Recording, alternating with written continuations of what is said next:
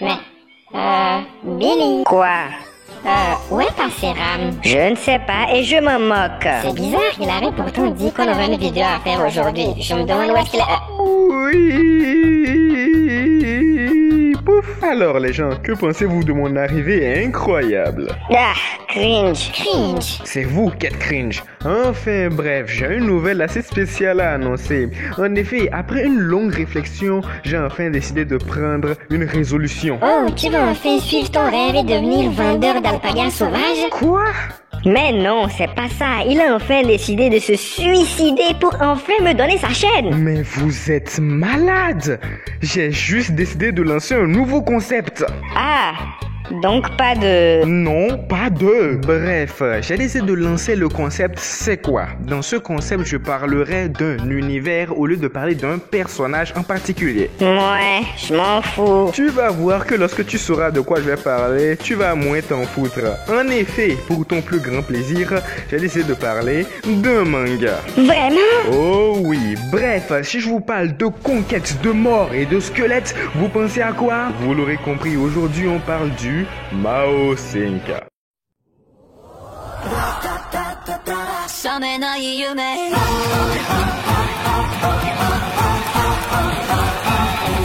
Donc, Overlord est un manga créé par... un portail? C'est bizarre, on n'est pas à la fin de la vidéo pour qu'une entité vienne me déranger. Monica, tu pourrais arrêter ça? Désolé, mais ce n'est pas moi cette fois-ci. Mais si ce n'est pas toi, alors qui ça? Heinz? Oh, c'est pas vrai. Qui écrit le scénario de cette vidéo? Humain.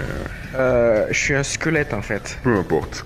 Alors que j'étais en train d'observer votre monde, j'ai vu que tu faisais une vidéo sur ma personne. J'ai alors ainsi décidé de t'honorer de ma présence. Distrais-moi et tu auras droit à une récompense. D'accord, c'est bien beau, mais si j'échoue... Tu mourras. C'est bien clair? Tout à fait clair. Mais pas de pression, hein. On est avant tout là pour nous amuser. Ouais, nous amuser. Bon sang, est-ce que je pourrais faire un jour une vidéo sans risquer ma vie? Overlord nous raconte l'histoire de Momon, un chef de guilde d'un MMORPG nommé Yggdrasil, qui allait bientôt fermer. Alors qu'il était en train de savourer ses derniers moments avec son jeu préféré, il se rendit compte qu'il était coincé à l'intérieur et que pire, les différents PNJ se mirent à se comporter comme des êtres vivants. C'est ainsi qu'après plusieurs explorations, il se rendit compte qu'il n'était plus dans un simple jeu, mais dans un autre monde. Il décidera alors de conquérir ce nouveau monde pour retrouver ses amis. Eh ben, la plupart des gens auraient paniqué, mais vous décidez de dominer le monde. Ce n'était pas mon objectif à la base. J'ai juste dit ça comme ça et Demiurge l'a pris au pied de la lettre.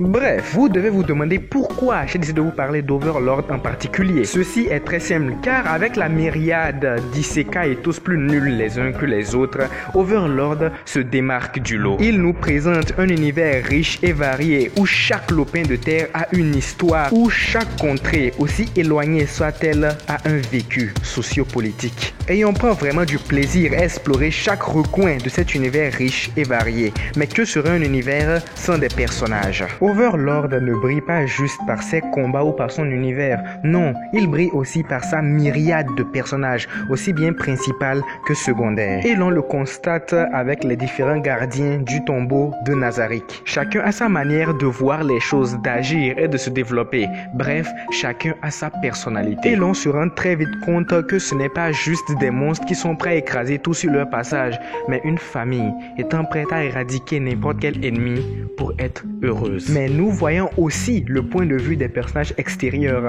qui ne voient qu'une menace insurmontable qui ne sera là que pour leur priver de leur liberté. Et puis il y a nous, téléspectateurs, totalement impuissants face à ce qui se passe. Nous ne pouvons qu'espérer que les personnages que nous avons appris à apprécier survivent face à ce démon qui se fait appeler le roi sorcier. Voilà pour les qualités d'Overlord.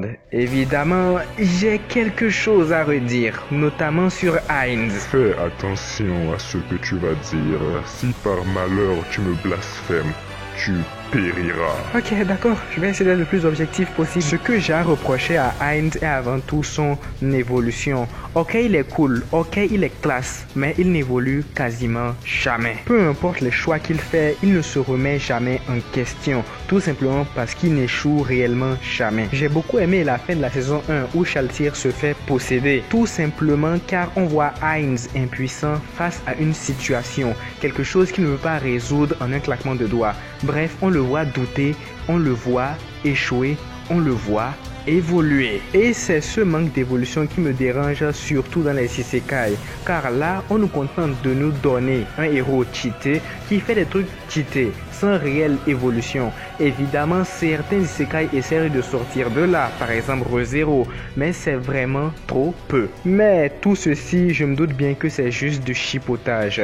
Alors asseyez-vous et suivez une épopée remplie de combats et de conquête. Alors asseyez-vous et suivez l'ascension de celui qui se fait appeler le roi sorcier.